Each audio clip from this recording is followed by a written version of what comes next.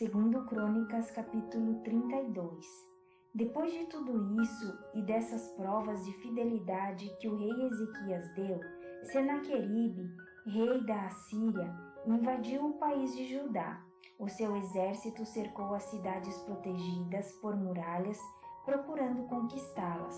Quando Ezequias viu que Senaqueribe estava planejando atacar Jerusalém também, consultou os seus chefes militares e civis e propôs que tapassem as fontes de água que ficavam fora da cidade, e eles concordaram com o plano. Muita gente se ajuntou e foram tapar todas as fontes e também o canal que atravessava aquela região. Isso foi feito para que os assírios encontrassem pouca água quando chegassem perto da cidade. Ezequias se animou e consertou a muralha da cidade, construiu torres em cima dela e levantou outra muralha ao redor da que já existia. Também construiu defesas no aterro que havia sido feito no lado leste, na cidade de Davi, e mandou fazer muitas lanças e escudos. Colocou oficiais no comando de todos os homens da cidade, mandou oficiais se reunirem na praça do portão da entrada da cidade e disse: sejam fortes e corajosos, não fiquem assustados, nem tenham medo do rei da Síria e do seu enorme exército, pois aquele que está ao nosso lado é mais poderoso do que o que está ao lado dele. Ele só conta com a força dos homens, mas do nosso lado está o Senhor nosso Deus, para nos ajudar e para guerrear por nós. E o povo ficou animado ao ouvir as palavras do rei Ezequias. Algum tempo depois, Senaqueribe, rei da Síria, junto com o seu exército, estava cercando a cidade de Laquis.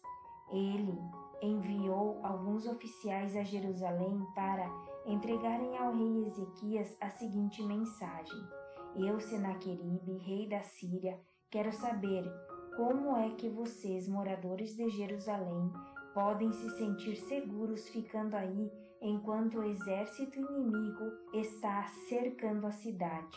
Ezequias diz que o Senhor, o Deus de vocês, os livrará das minhas mãos, mas ele os está enganando e vocês morrerão de fome e de sede, pois foi o próprio Ezequias que acabou com os lugares de adoração e com os altares desses deuses e disse ao povo de Judá e aos seus moradores de Jerusalém que adorassem a Deus diante de um altar só e queimassem incenso somente naquele altar. Será que vocês não sabem o que eu e os meus antepassados fizemos com os povos de outras nações? Vocês pensam que os deuses daquelas nações foram capazes de salvá-las das minhas mãos?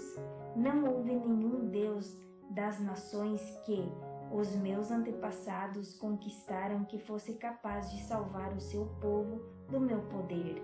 Então, por que é que vocês pensam que o seu Deus pode salvá-los das minhas mãos? Portanto, não deixem que Ezequias os engane assim.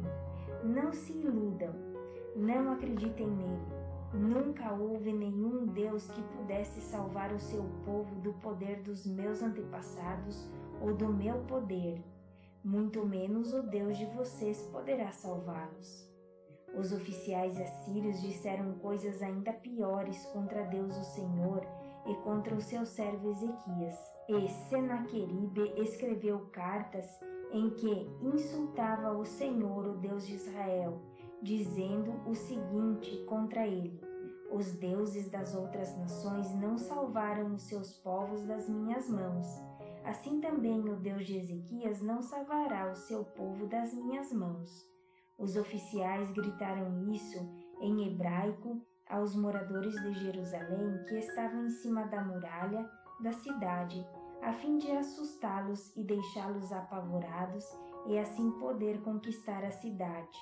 Os oficiais falaram a respeito do Deus de Jerusalém como se fosse como os deuses de outros povos que são ídolos feitos por mãos humanas. Aí o rei Ezequias e o profeta Isaías, filho de Amós, oraram a Deus e pediram a sua ajuda. Então o Senhor Deus enviou um anjo que matou todos os soldados e todos os oficiais do exército assírio. O rei Senaqueribe voltou envergonhado para o seu país. Certo dia, quando estava adorando no templo do seu Deus, alguns dos seus filhos o mataram à espada. Foi assim que o Senhor Deus salvou Ezequias e os moradores de Jerusalém das mãos de Senaqueribe, rei da Síria, e das mãos de todos os outros inimigos. E Deus deu ao povo paz com todos os países vizinhos. Muitas pessoas iam a Jerusalém, levando ofertas ao Senhor e ricos presentes para o rei Ezequias de Judá. Daquela época em diante, a fama de Ezequias foi crescendo em todas as nações. Por esse tempo, o rei Ezequias ficou doente e quase morreu. Então orou a Deus o Senhor, e Deus respondeu dando um sinal para provar que ele ficaria bom. Deus foi bondoso com Ezequias, mas ele não lhe agradeceu, pois era orgulhoso. Por isso Deus ficou irado com ele, com o povo de Judá e com os moradores de Jerusalém. Aí Ezequias se arrependeu do seu orgulho, como também os moradores de Jerusalém. E assim o Senhor só castigou o povo depois da morte de Ezequias. Ezequias ficou muito rico e recebeu muitas homenagens.